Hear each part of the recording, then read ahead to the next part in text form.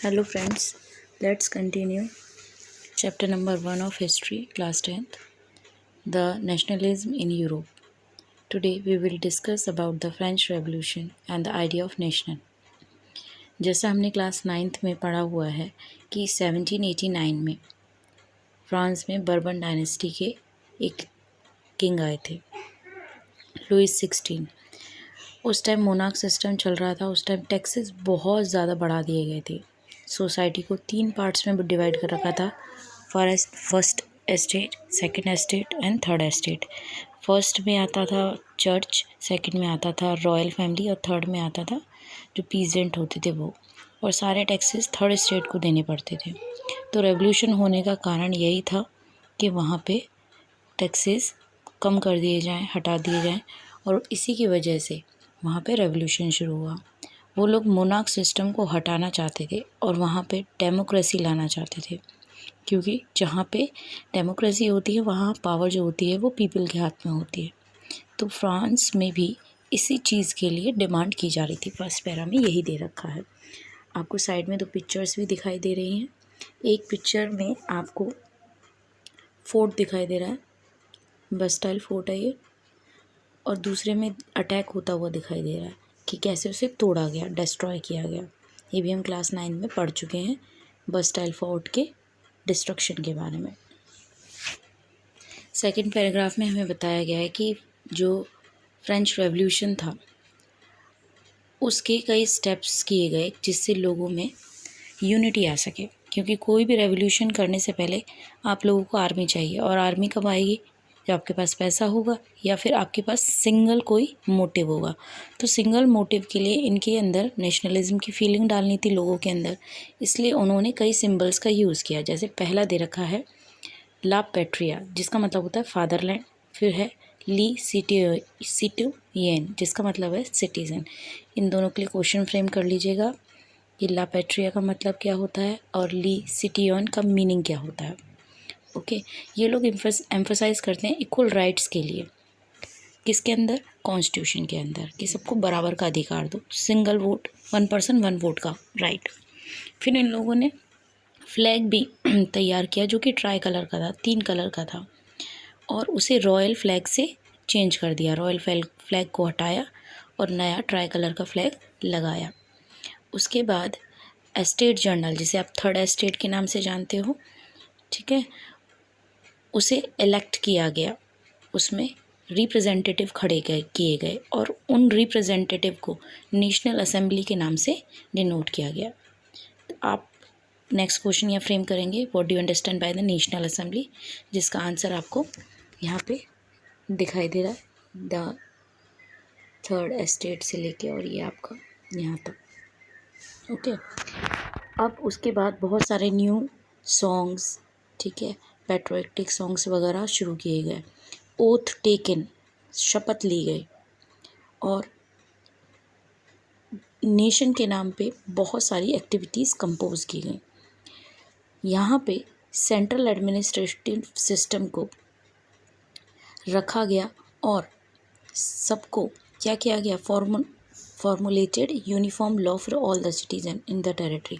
और उस टेरिटरी में रहने वाले जितने भी लोग थे सबके लिए सिंगल क्या रखा गया? रूल रेगुलेशन रखे गए, सबको इक्वल ट्रीट किया जाएगा।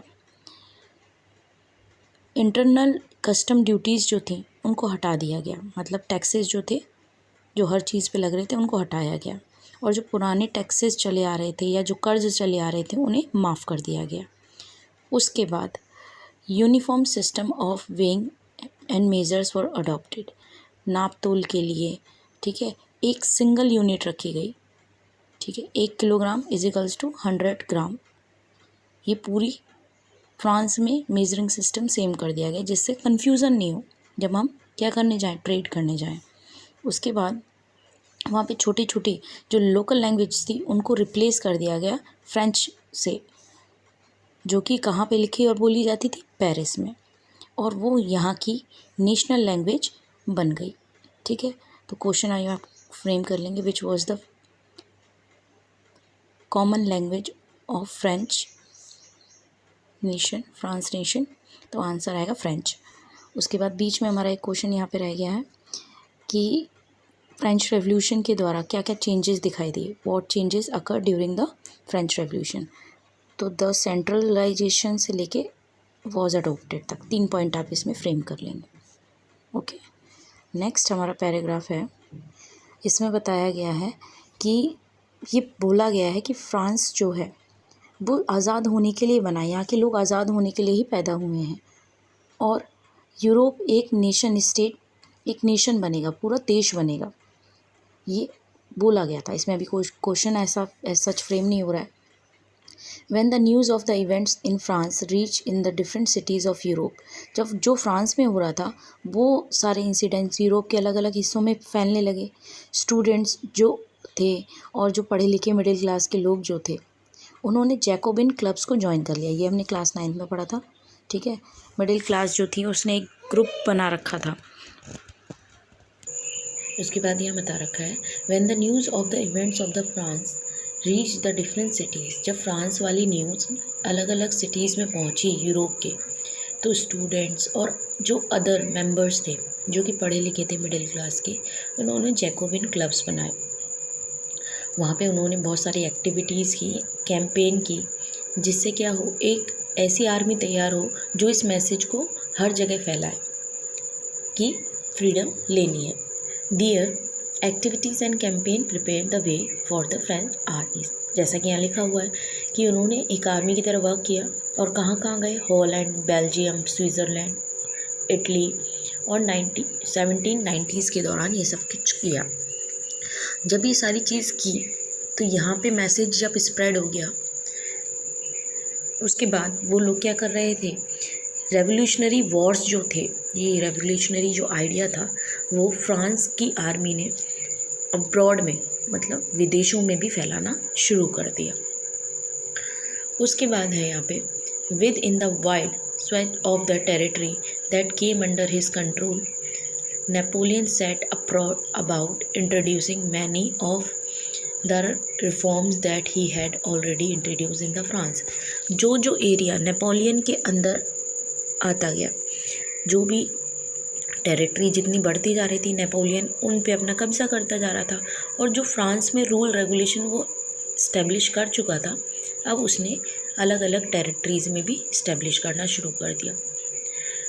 Through a return to the monarch, Napoleon had no doubt destroy democracy in France, but in the administrative field he had incorrupted revolutionary principles in order to make the whole system more rational and efficient। हालांकि उसने दोबारा से monarch system शुरू कर दिया था, democracy ख़त्म कर दी थी, लेकिन उसने कुछ ऐसे चेंजेस लाया था जिससे कि जो सिस्टम है वो लोगों के लिए ज़्यादा क्या हो, ट्रांसपेरेंट हो और इफ़ेक्टिव हो सके। वो नेपोलियन जो था वो नेपोलियन कोड लेके आया, जिसे सिविल कोड 1804 के नाम से भी जानते हैं। या क्वेश्चन फ्रेम कर लीजिएगा कि व्हाट इज़ नेपोलियन कोड या व्हाट इज़ सिविल कोड 1804। इसमें क्या था कि जो भी प्रिविलेज मिल रहे थे बर्थ के आधार पे वो हटा दिए गए थे, इक्वलिटी लाई गई थी लॉ के सामने, और प्रॉपर्टी का राइट दिया गया था। यहाँ तक आपका आंसर है, द सिविल कोड से लेके और प्रॉपर्टी तक। ओके, इससे पहले भी आप एक क्वेश्चन फ्रेम करेंगे सॉरी, इससे पहले भी आप एक क्वेश्चन यहाँ पे फ्रेम करेंगे कि विच थिंग या विच चेंजेस ब्रॉट बाय नेपोलियन। तो ऊपर वाला यहाँ पे आपको आ जाएगा, यहाँ से लेके यहाँ तक। ओके, आगे दे रखा है यहाँ पे, this code was exported to the region under France control. और ये कोड कहाँ कहाँ चल रहा था, जो भी फ्रांस टेरिटरी के अंदर आ रहा था। In Dutch republic, in Switzerland, in Italy and Germany, Napoleon simplified administrative divisions. यहाँ सब जगह जितने भी नाम दे रखे, यहाँ पे नेपोलियन कोड चल रहा है। सबसे पहले दे रखा है फीडुअल। फीडुअल माने होता है, जो हमने 9th में पढ़ा था कि थर्ड एस्टेट, सेकंड एस्टेट और फर्स्ट एस्टेट वाला सिस्टम था कि सोसाइटी को 3 पार्ट्स में डिवाइड कर रखा था, वो हटा दिया।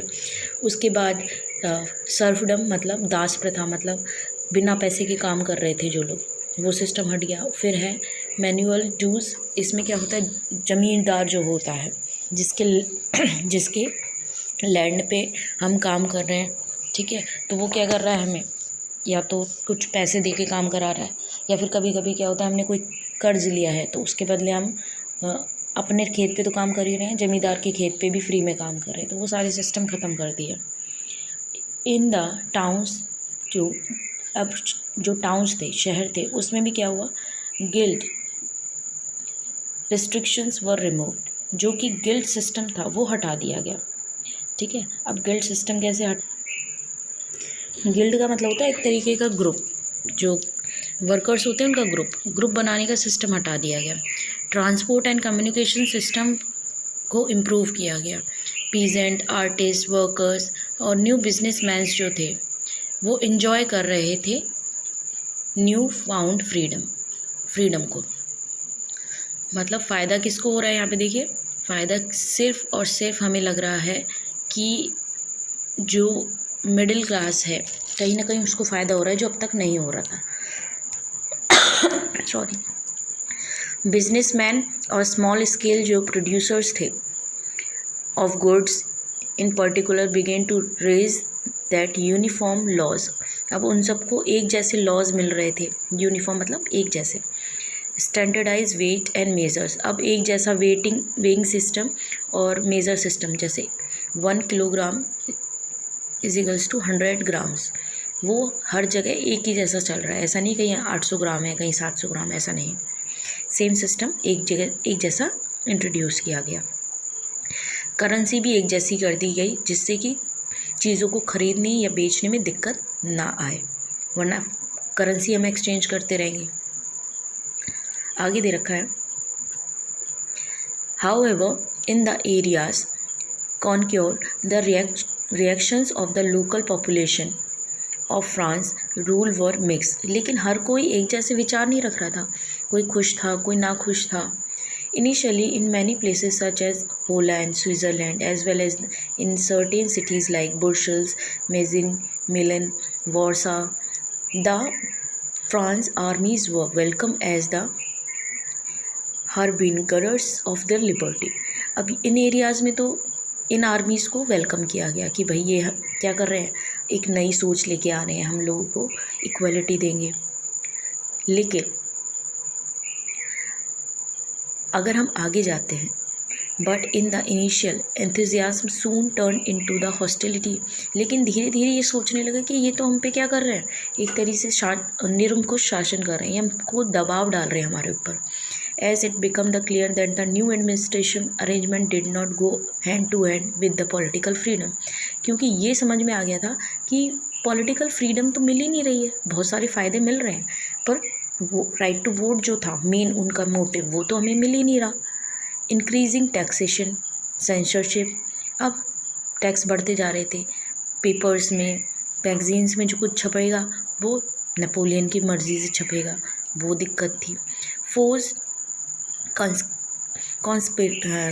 जो फ्रांस में चल रहा है रूल रेगुलेशन, जो आर्मी वहाँ कर रही है, वो सारे के सारे यूरोप को मानना पड़ेगा। तो कहीं ना कहीं एडवांटेज जो है वो फ्रांस उठा रहा है सारे के सारे, और बाकी जो एरियाज़ हैं उनको नुकसान हो रहा है। तो इस वजह से वो लोग क्या करना चाह रहे थे, अपने आप को अब नेपोलियन से भी अलग करना चाह रहे थे। ओके, अब इसका जो सेकंड सेक्शन है वो नेक्स्ट वीडियो में हम कवर करेंगे। I hope you have all your answers. If you have any query, you can ask.